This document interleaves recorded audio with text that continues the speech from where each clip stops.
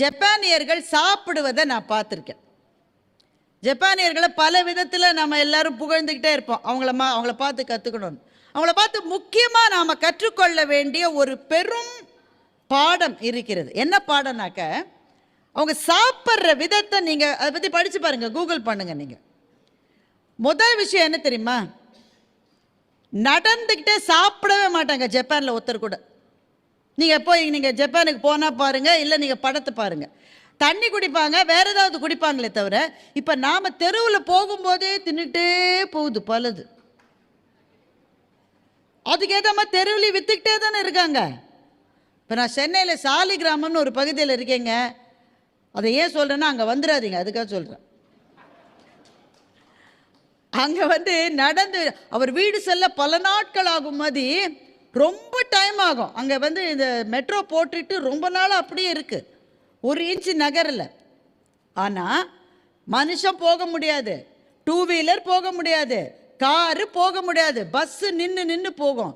இத்தனையும் அங்கேயே நின்னாலும் அங்கே நிற்காமல் நடக்கிற ஒரே விஷயம் சாப்பாட்டு வியாபாரம். 1 கிலோமீட்டரில் நாம் தான் அவன் நின்று தானே போகிறோம். நான் ஒரு நாள் எண்ணினேன், 1.5 கிலோமீட்டரில் கிட்டத்தட்ட 17 பிரியாணி கடை இருக்குங்க. அதில் மற்ற நாட்டினுடைய உணவுகள் எல்லாம் நம்ம நாட்டுக்கு கொண்டு வந்திருக்கோம்ல. இப்போ நூடுல்ஸ் கொண்டு வந்திருக்கோம். எதை கொண்டு வந்தாலும் நம்ம ஊர் சுவையை உள்ளே சேர்த்துருவோம். இந்த சைனாக்காரன் நம்ம ஊரில் நூடுல்ஸ் சாப்பிட்டா கிட்டத்தட்ட இறந்துருவோம். இதுக்கு பேரடா நூடுல்ஸ், அவனால் நம்ப முடியாது, அது பேர் நூடுல்ஸ். ஆனால் நாம் என்ன செய்வோம், நாம் போகிற கொஞ்சம் மஞ்சள் பொடியை போட்டு, அதில் கொஞ்சம் மிளகாவை அரைச்சி போட்டு, நாம் சேர்க்குற உப்பு, எப்பவுமே உப்பு நம்மளுடைய உணவில் ரொம்ப அதிகம்.